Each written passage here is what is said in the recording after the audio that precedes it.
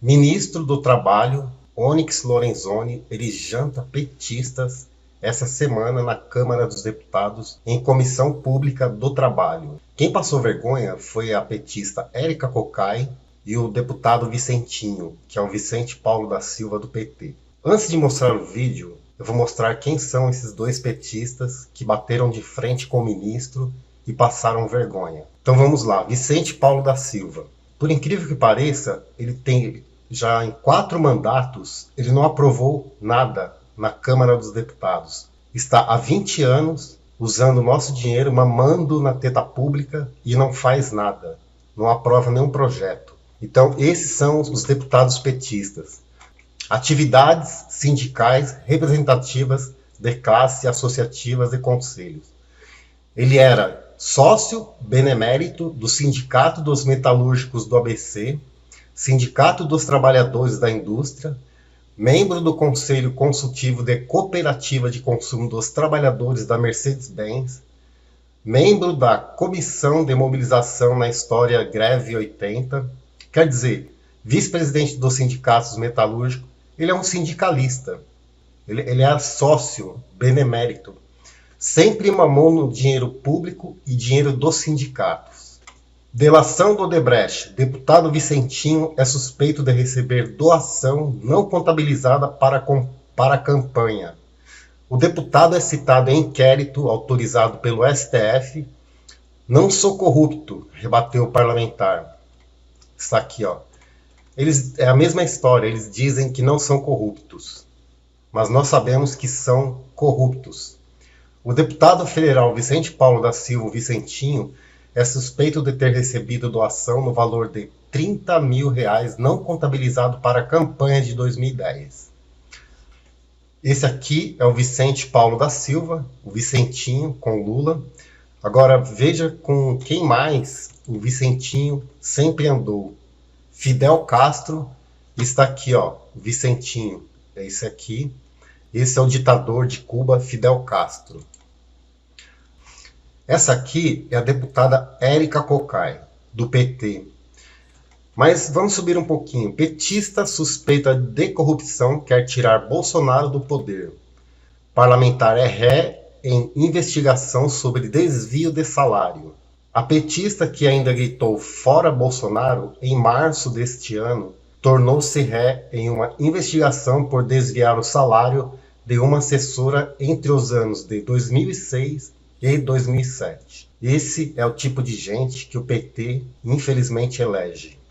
Mas vamos lá para o vídeo, vou mostrar agora o ministro do Trabalho, Onyx Lorenzoni, jantando os petistas. Nós temos 40,6% da força de trabalho ocupada. E grande parte destes que estão na informalidade não tem CNPJ. Ou seja, são mais de 19 milhões de brasileiros e brasileiras na informalidade sem CNPJ. Nós temos a fome que voltou a existir nesse país. Voltou a existir porque vocês lembram quando o Bolsonaro disse que a economia e a saúde têm que andar junto? Pois é. Lembra que os petistas e a esquerda e toda a mídia falava: a economia a gente vê depois? Então a culpa é deles. A fome voltou a existir. A fome que deixou... Mas espera aí, o Lula não tinha tirado todo mundo da pobreza, da miséria? Como que a fome voltou? De ser uma realidade no Brasil, durante o governo Lula, ela volta a existir. Aliás, nós estamos muito longe do pleno emprego. Orçamento clandestino, acomodar uma base... Nós estamos longe do pleno emprego, mas só nesse ano o Bolsonaro já gerou 1,8 milhões de empregos com carteira assinada. Enquanto Dilma, em 2015, sem pandemia, o Brasil perdeu 2,5 milhões de empregos. Para que possa fazer frente à necessidade que esse país tem de levar adiante todos os crimes cometidos pela presidência da República e pelo governo. Nosso Estado, presidente, eu ouvi hoje de uma cidade da região metropolitana de Porto Alegre que faz uma semana que não há nenhum óbito por Covid. Isso demonstra claramente que a política de vacinação da população em larga escala lembrar que o Brasil já distribuiu mais de 200 milhões de doses de vacina. Nós já estamos com 62% da população brasileira com a primeira dose aplicada. Isso é fruto da determinação de um governo que, desde março de 2020, num primeiro momento andou, inclusive, na contramão do mundo inteiro, ao alertar que precisava, em março de 2020, haver equilíbrio entre o cuidado com a vida, a proteção à vida, e não faltaram recursos para que isso acontecesse na estrutura do SUS brasileiro. Uma coisa é facilitar para que a empresa tenha condição de rentabilidade para que ela possa crescer, como fez a do deputado Calef. No meio da pandemia, como outras milhares de empresas fizeram. O senhor aumentou 1.000 novas ocupações na sua empresa. Por quê? Porque a sua empresa estava bem dimensionada. Então, quanto mais nós pudermos dar condição de que isso aconteça, melhor.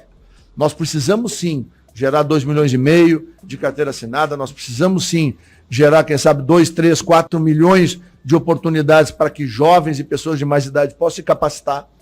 Porque não é só capacitar, ela está sendo mantida, ela leva a comida para casa.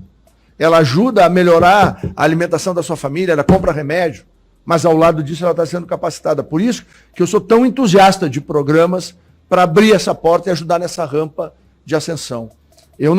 Nós não vamos ficar, não, como os governos anteriores, que fica encastelado numa visão que é completamente desfocada da realidade. E, por fim, com todo respeito, o presidente da República do Brasil, ele não é criminoso, não cometeu nenhum crime. Aliás, o único presidente que já teve condenação não é o senhor Jair Messias Bolsonaro, é o senhor Luiz Lula da Silva. Ou seja, Toma, devia ter ficado quieto. Completamente diferente, deputada Érica. Nós estamos falando de governo que serve o Brasil e governo que se serviu do Brasil. A senhora tem a sua ideologia, a sua visão. Agora, lá na rua, a sociedade sabe quem se serviu do país e quem serviu ao país. Nisso, nós temos muitas diferenças, mas eu digo isso à senhora respeitosamente. Presidente, você viu a cara dela, de desanimada? Ele apanhou muito, foi aqui na Ceilândia, em Taguatinga, eu fui com ele. Ele entra dentro da casa das pessoas, ele abre a geladeira, pede licença. Como é que tá? De onde é que vem? Como é que tu está conseguindo te manter? Ele sempre teve essa sensibilidade de ir atrás. É por isso que ele tem essa conexão gigantesca, né, que a gente vê nas ruas do Brasil. Continuar tentando fazer o seguinte, tirar da precarização, ou seja, dar uma oportunidade. Esta oportunidade, ela se dá através da ocupabilidade. Primeiro se ocupa, junto com a ocupação se qualifica, com isso consegue manter a sua família. E ao longo de um ano e meio, a pessoa evolui para, quem sabe, um emprego com carteira assinada, porque mostrou sua qualidade numa empresa, mostrou sua qualidade numa prefeitura, chamou a atenção de alguém, ou seja, tem que abrir essa porta para que a pessoa entre. Senão a porta fica fechada, ela fica na precarização e não sai dali. Aí ficamos só todo mundo fazendo discurso. Então a ideia é criar oportunidades de vida para transformar a vida das pessoas. Seu ministro. Esse é o deputado Vicente Paulo da Silva. Vamos ouvir as baboseiras que ele fala. Apenas dizer que eu discordo da Vossa Excelência quando se trata da questão do Lula, né? O Lula, ele está sendo absolvido em todos os processos, ele está em primeiríssimo lugar nas pesquisas, foi um extraordinário presidente da República, o melhor de todos os tempos, e por esse motivo... Peraí, pessoal, gente, vocês têm que aceitar as nossas palavras, não é possível. Presidente, eu quero terminar aqui, mas não é possível o negócio. Conclua, faz favor. Senhor ministro, dizer isso, o Lula é realmente o estadista desse país, nós vamos ter que respeitá-lo nessa história, porque ele vai voltar a ser presidente da República e vai conviver e não vai ter política de vingança, de safadeza, de desrespeito. Por isso, presidente, é preciso que a gente fique bem atentos a isso. Agora, preste atenção no final o que o Onyx fala sobre essa fala do deputado Vicentinho. Deixa eu só colocar uma coisa para vocês. Não se engane com essa carinha, com esse jeitinho de falar, com a língua presa. Esse cara não engana ninguém. Ele é ditador, tá? Ele é um ditador, ele defende ditaduras. Isso aí não vale nada. Há momentos, uma hora está no poder, outra hora se sai. Ministro, sobre os questionamentos que eu fiz a Vossa Excelência, teve dois que Vossa Excelência não respondeu. Um a respeito da salário mínimo. Nós combinamos, deputado Vicentinho, que nós não iríamos proceder na réplica. Vossa Excelência me pediu 1 minuto para responder. Eu vou ter que. Eu lhe pediria que Vossa Excelência conclua. Então, ministro, eu gostaria de ver uma resposta sua no momento adequado, como eu lhe entreguei também um documento com parte de coisa que eu pedi para a assessoria escrever, determinei, e a minha bancada tem uma das melhores assessorias desta casa. Eles escreveram sim, sob nossa orientação. Obrigado, presidente. Bom, eu acho que a gente precisa desfazer, né, uma narrativa completamente equivocada. O ex-presidente Lula não está sendo inocentado de coisa nenhuma. Há uma tecnicalidade jurídica que fez com que as condenações e as acusações fossem suspensas e enviadas por uma outra vara da justiça para que elas pudessem ser feita análise. Então, não é verdade que quem roubou o Brasil, e a população sabe disso, esteja sendo inocentado. Ele não está inocentado. Essa é uma narrativa que o PT e a esquerda faz, que é completamente mentirosa. Esse é um fato. O segundo fato, o governo do presidente Bolsonaro entra no 33º mês sem nenhum caso de corrupção, e vai continuar assim, porque isso para nós é um valor, mas para eles não era. Eu tive no Mensalão, eu estive na CPI dos Correios, eu sei o que eles fizeram. Eu sei o que eles fizeram na Petrobras. Eu fui o primeiro parlamentar que disse que Lula tinha virado traficante de influência a soldo do Odebrecht. Abril de 2015. Eu falei isso. Da tribuna da Câmara e da tribuna da CPI. Portanto, eu sei o que eles fizeram. Eu sei também que eu assinei um cheque em agosto de 2019 de 500 milhões de reais para pagar o juro dos 17 bilhões de dólares que eles mandaram para Cuba, mandaram para Argentina, mandaram para Bolívia, mandaram para Venezuela, mandaram para África e que ninguém pagou. Ouviram aí? Preste atenção, 500 milhões de dólares. Olha só que absurdo. Eu vou até voltar para vocês ouvirem novamente. Eu sei também que eu assinei um cheque em agosto de 2019 de 500 milhões de reais, milhões de reais para pagar o juro dos 17 bilhões de dólares que eles mandaram para Cuba, mandaram para Argentina, mandaram para Bolívia, mandaram para Venezuela, mandaram para África e que ninguém pagou. Mas quem pagou foi o povo brasileiro. Isso também é fato. Isso não é opinião. Isso não é ideologia. E nós temos hoje, sim, um governo que em pouco mais de 5 meses se transformou no 3º país do mundo que mais vacina. Algum governador pagou vacina no Brasil? Não. Apenas o presidente Jair Bolsonaro. O Brasil tem 600 milhões de doses de vacina comprada. 62% da população adulta já tomou a primeira dose. Nem os Estados Unidos têm isso. Só a China e a Índia. Portanto, vamos com calma. O Brasil é um dos países que mais curou gente do Covid. O sistema de saúde brasileiro não falhou, com raras e honrosas exceções, como foi o caso de Manaus. E também pontualmente. O sistema de saúde brasileiro funcionou. No nosso estado, o número de UTIs, graças ao recurso mandado pelo governo federal, duplicou na estrutura hospitalar do estado do Rio Grande do Sul. E isso ocorre em vários estados da federação. É uma pouca vergonha querer culpar um presidente de uma pandemia que ninguém no mundo sabe como é que trata. É uma falta de caráter. É uma falta de correção no seu procedimento. O Brasil de Lula, o povo sabe. O desafio é, bota o Lula na rodoviária de Brasília, vê quanto tempo dura. E põe o Bolsonaro para ver quantas milhares de pessoas vão.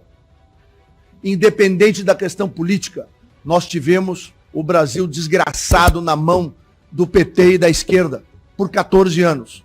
Recuperar isso, que começou lá com o Fernando Henrique, não é fácil.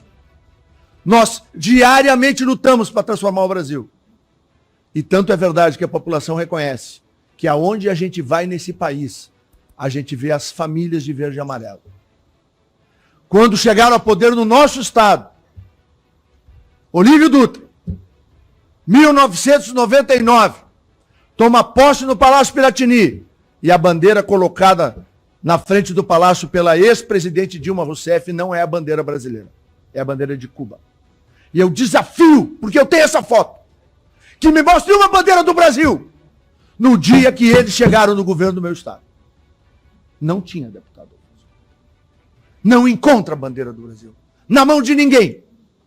Porque o que eles queriam fazer era a pátria grande do socialismo. Nós impedimos.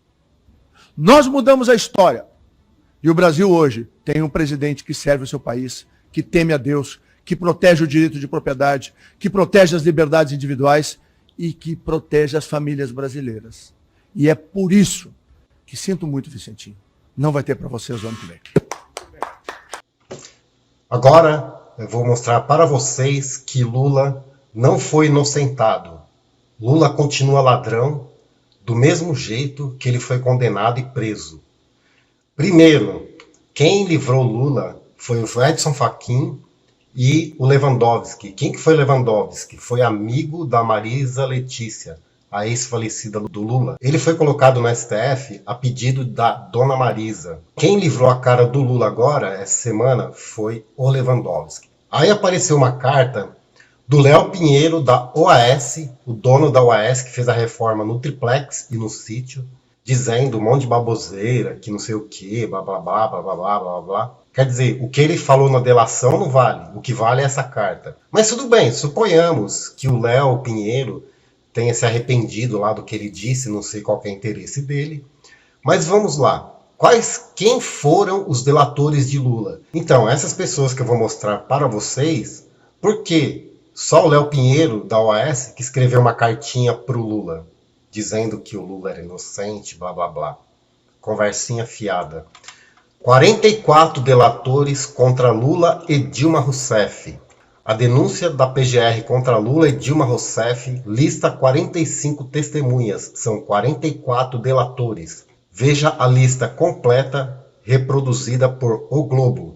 Emílio Alves Odebrecht. É o pai do Marcelo Odebrecht. Por que o Lula não vai lá e processa o Emílio Odebrecht, que falou que ele tinha um pacto de sangue com Lula? Por que ele não processa o Marcelo Bahia Odebrecht, que é o filho do Emílio Odebrecht? Por que o Marcelo Odebrecht não escreveu cartinha para o Lula? Só o Léo Pinheiro da OAS. Alexandrino de Sales Ramos de Alencar, mais conhecido como Alexandrino Alencar. Carlos José Fadigas de Souza Filho. Nossa, o nome do cara tem até Fadigas. Rogério Santos de Araújo. Márcio Faria da Silva. Luiz Eduardo da Rocha Soares. Pedro Augusto Ribeiro Noves. Hilberto Mascarenhas Alves da Silva Filho. Ernesto Sá Vieira Baiardi. Benedicto Barbosa da Silva Júnior. Fábio Andreani Gandolfo. Henrique Serrano do Prado Valadares, Paulo Ricardo Baqueiro de Melo, Emir Diniz Costa Júnior, Carlos Armando Guedes Pascoal, Ângela Palmeira Ferreira, João Carlos Maris Nogueira, Antônio de Castro Almeida, Luiz Antônio Bueno Júnior, Paulo Enian Iue Cezena, Fernando Migliácio da Silva, JBS, Joesley Batista, Ricardo Saldi, Demilton Antônio de Castro, Florisvaldo Caetano de Oliveira. Empresa Consiste, Alexandre Correia de Oliveira Romano, José Adolfo Pascovitch, Milton Pascovitch, Marcelo Maran. Empresa Andrade Gutierrez. Otávio Marques de Azevedo, Flávio Gomes Machado Filho, Flávio David Barra, Rogério Nora de Sá. OAS, José Adelmário Pinheiro Filho, Léo Pinheiro. Ele delatou e agora fez uma cartinha. Estranho, tem interesse aí. Agenor Franklin Magalhães Medeiros. Empresa UTC, construtora, Ricardo Ribeiro Pessoa, Vladimir Pinheiro Santana. Petrobras, Paulo Roberto Costa, inclusive esse que diz que quem subiu o Celso Daniel foi exatamente o Lula, esse Paulo Roberto Costa. Pedro José Barusco, filho. José Carlos Grubich, filho. Rogério Manso Moreira, Bernardo Afonso de Almeida Gradim, José Sérgio Gabrielli de Azevedo, o Sérgio Gabrielli, que foi diretor do PT, Pedro Correia de Oliveira Andrade Neto. Esse Pedro Correia, ele é um deputado, ele é médico deputado. O depoimento dele é assim, é bombástico, é esclarecedor. Depois vocês dão um YouTube lá e dão uma pesquisada na delação do Pedro Correia. Ele fala com todas as letras que o PT é o partido mais corrupto que ele já viu na história da humanidade. Não digo nem do Brasil, nem do mundo, de toda a humanidade. Quem diz isso é o Pedro Correia, Pedro da Silva Correia de Oliveira Andrade Neto, mais conhecido como Pedro Correia. Eu sei porque eu assisti todas as delações da Lava Jato, eu assisti todas as delações. Eu não vejo ali ninguém sendo forçado, nem nada. Tem delatores que delatavam por espontânea vontade, não foi obrigado a nada. Lógico que eles tiveram benefício, tanto que o Lula é culpado, que foram devolvidos exatamente 4 bilhões de reais de desvios que ocorreu durante o Petrolão. Então esse foi o vídeo. O ministro Onyx Lorenzoni do Trabalho jantou os deputados Picareta Érica Cocai e o Vicente Paulo da Silva, mais conhecido como Vicentinho. Passaram vergonha, o Lula não é inocente. Outra coisa que eu quero falar para vocês. O Lula, ele não ganha. Se ele ganhar nas urnas fraudadas, ele não governa. Ele vai ser uma múmia na presidência, porque ele não vai ter base parlamentar, ele não vai ter apoio de nenhuma instituição, não vai ter apoio de ninguém. O Brasil vai entrar em convulsão social. Ninguém vai aceitar um bandido na presidência, condenado e preso por 1 ano e meio. Se for assim, então vamos liberar o Marcola, o Beiramar, todo mundo para concorrer à presidência, a governador, a senador, a deputado. Combinados? Vamos soltar todo mundo, então? A bandidagem? Vamos abrir os presídios e colocar os bandidos para serem candidatos? O que vocês acham? Um abraço para vocês. Meu nome é Marcos Mendes, eu falo aqui de Santo André, São Paulo. Se inscreva no meu canal Marcos Mendes. Tem páginas no Facebook. Um abraço e até o próximo vídeo.